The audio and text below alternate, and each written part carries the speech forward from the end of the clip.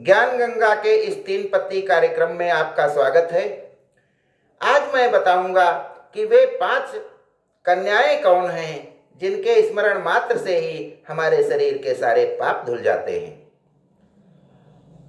अहिल्या, तारा, मंदोदरी, कुंती और द्रौपदी, इन्हें पंचकन्या का नाम दिया गया है और पंचकन्या बहुत पवित्र मानी गई हैं, जिनके स्मरण मात्र से ही हमारे सारे पाप धुल जाते हैं।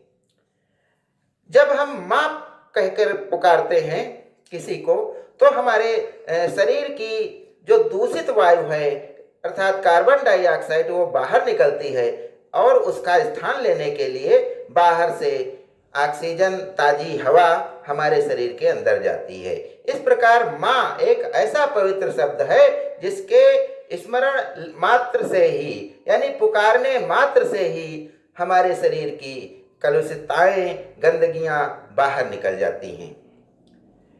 माँ भगवती इस सारे ब्रह्मांड में ज्योति रूप में व्याप्त मानी गई है और कहा गया है कि वह ऐसी ज्योति है, हजारों लाखों नक्षत्रों के रूप में सारे संसार को, सारे ब्रह्मांड को संचालित करती है और वह रूप है माँ भगवती का। कैसी होती, कैसी होगी तेरी ज्योति, जो सूरज एक चिंगारी है, ज्योति रूप ज्वाला माँ, तेरी ज्योति सबसे न्यारी है। तो ये जो माँ है, ये हमारी जो बालिकाएं हैं, कन्याएं हैं, उनके रूप में धरती पे प्रतिष्ठित है और कन्याओं का रूप जो है माँ भगवती का रूप होता है और वे बहुत पवित्र होती हैं, जिनकी तरफ हमें सम्मान से देखना चाहिए। जब हम माँ भगवती की पूजा करते हैं तो उसके रूप कन्याओं का ही हम जो है पूजते हैं, कन्याओं को ही पूजते हैं।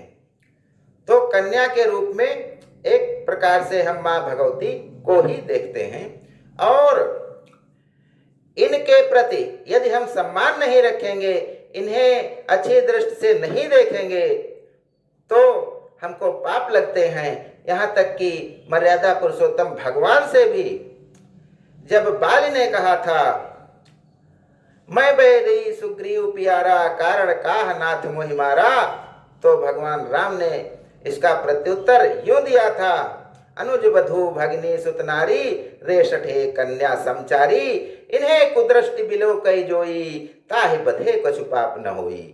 अर्थात अनुज वधु यानी अपने छोटे भाई की पत्नी, सुत नारी अपनी बहू और भगिनी माने बहन और कन्या, ये सब समान होती हैं, एक समान होती हैं।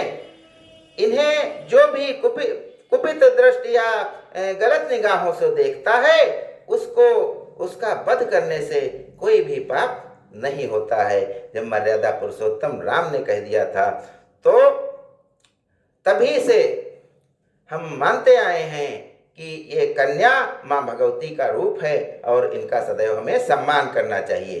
तो आइए देखते हैं ये जो पंच कन्याएं हैं, इनके साथ ऐसा क्या हुआ है, गलत हुआ है, जिनको इस प्रकार से सम्मानित किया गया है पंच कन्याओं के रूप में, जबकि ये सभी शादीशुदा महिलाएं हैं। अहिल्या, जिनका दोष न होते हुए भी गौतम ऋषि ने उसे पत्थर हो जाने का शाप दिया था, उनके साथ भी अन्याय हुआ। तारा, जब बाल मर गया तो उसकी शादी सुग्रीव से हो गई, चाहती हो चाहे न चाहती हुई। मंदोदरी, रावण की मृत्यु के बाद उसकी शादी भी हुई। तो इस प्रकार से कुंती को बचपन में ही, जब वो कौमार्य अवस्था में थी, तो भगवान सूर्य के द्वारा कर्ण का जन्म हुआ था। और द्रौपदी, जिसको अर्जुन जीत करके लाए थे और वो अर्जुन की पत्नी बन के आई थी, लेकिन वो अर्जुन से बड़े युधिष्ठिर और अपने 4 और जो भाई थे सबकी पत्नी बन गई। तो इस प्रकार से उसको जो है उसकी इच्छा नहीं चल पाई कि हम एक की पत्नी बने। तो इस प्रकार इन 5 स्त्रियों के साथ किसी न किसी रूप में अन्याय हुआ है, और उस अन्यायी को हम यदि दंडित नहीं कर सके हैं तो कहा गया है कि इनका नाम अमर हो जाएगा, और इनको ये वरदान दिया गया है कि ये 5 कन्याएं हैं जिनके स्मरण मात्र से ही हमारे शरीर के सारे पाप धुल जाते हैं, इसीलिए इनको पंचकन्या कहा गया है। अगली बात मैं जो बताना चाहता हूं कि हमारी जो उंगलियां हैं इनके भी नाम होते हैं।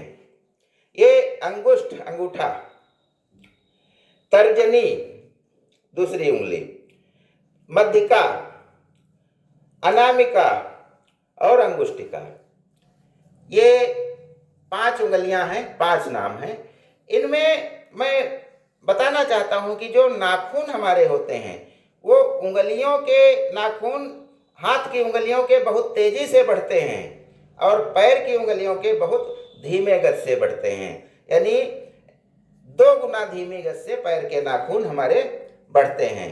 और साथ ही जो हमारी बीच वाली उंगली होती है इसका नाखून सारी उंगलियों में भी सबसे ज्यादा बढ़ते हैं तेजी से। इसके ये जानकारी बहुत अच्छी है कि हमें नाखूनों के बारे में पता लगा। अगला बात मैं